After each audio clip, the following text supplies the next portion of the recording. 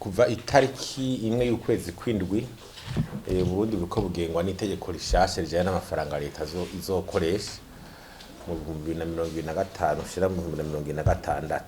Ubwa mbere rero turiko turagira umwihwezo banza kurata mbega iyo bwirizwa iyo nteguro ije ubutunzi bumeze gute. Ubwa mbere ho ikintu kibaza kigaruka ni ibi by'ibiciro. Nibaza yuko berbe mu kwezi kwa gatandatu yerekanye iby'ibiciro ngo biriko biragenda bya biciro n'ubundi bigeze kuri 40 umengo biko birarenga 40%.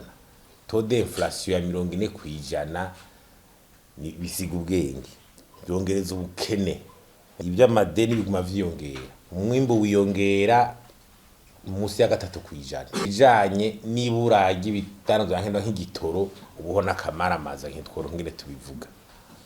Ibijanye n'ibinyobwa by'abarundi bikenerwa mu buzima bwa misose bw'abantu naho bigeze internet by'indege bizoko turavuga mu bikorwa byose.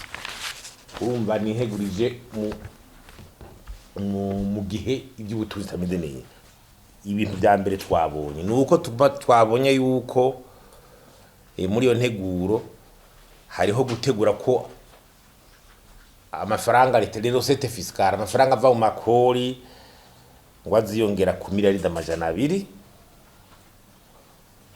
ugacuraba amatax yashizwe ko ingena ari karatera ba umurengera amatax ibintu ivyo bita les documents administratifs ingene ziko ziraduga giciro akarorero nayo marodovance canke ama license ku bantu badandaza ibinyobwa vya Brarudi mu bihe yongera ku buryo butanumvikana.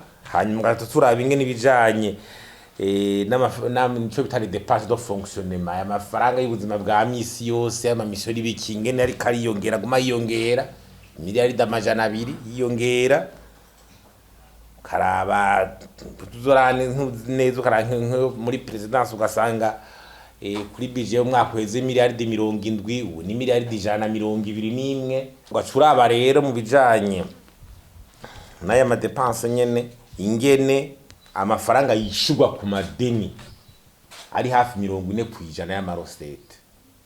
Ico twashaka kwibutsa ni giki twashaka kwibutsa leta na care tubica ku mushikiranganje b'ikega ca leta. Ubwa mbere ho integuro nk'izo bije mu bisanzwe bije bari instrument de politique économique. Ingaruka zigarwa n'izi nivyo rero vyuko amatax donc umwimbu w'amarosete ya leta ucugabanuka amahera karaja mu vyo kugwiza umwimbu acagabanuka amafaranga leta ikoresha itoza abuze baca baza gutora amahera muri za berbe mwita panshabiye. Ubwa mbere nuko muri leta sura kumva yuko intego y'amafaranga leta ikoresha ni igikoresho kugira ubutunzi bw'igihugu bwiyongere. Urarondera uburyo gukora mugabo niyo ntumbero ya mbere. Igikurikira nuko tugira budget dukuvuga d'orance izamura ubutunzi bw'igihugu igabanya amafaranga asesagurwa mu buzima bwa misi yose. Ibi bintu by'amantuza by'amatax ariko kisa kinkibi vya Brarudi vya ma license ya Brarudi ago dusaba kwivyo bobanza bakanabangira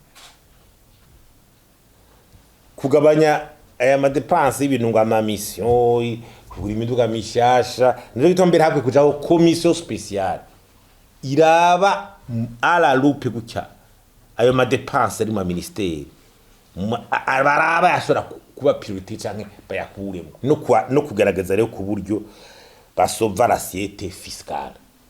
L'assiette fiscale no kuvuga aho leta ikura. Ikiri gihamba gikomeye cyane nuko aya madovi aba makagira gute bayatunganya mu muco. Ibi tuvuga yuko ibanyi nkuru y'igihugu yotegeza gusubira mu bushikiranganje bw'ikega ca leta ni kintu ntangere ibanki nkuru y'igihugu ikaba ikintu kitavogerwa gikorera ku mategeko y'igihugu reglementation izwi.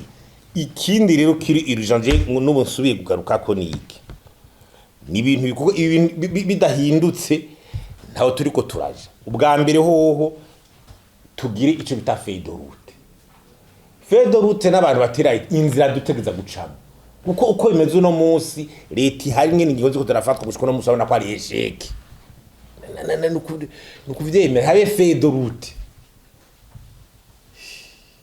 ku bibazo by'ubutunzi. Ingwano dufise ni yubwe n'ibibazo by'ubutunzi. Feuille de route no kuva yuko leta irondera abayifasha mu gihugu abahinga gukoranya sanye yihuta akabureka feuille de route. Ingwano nguzifise niki inzira twotishamwo ni hageze akaja ho leta n'ishiranje babishoboye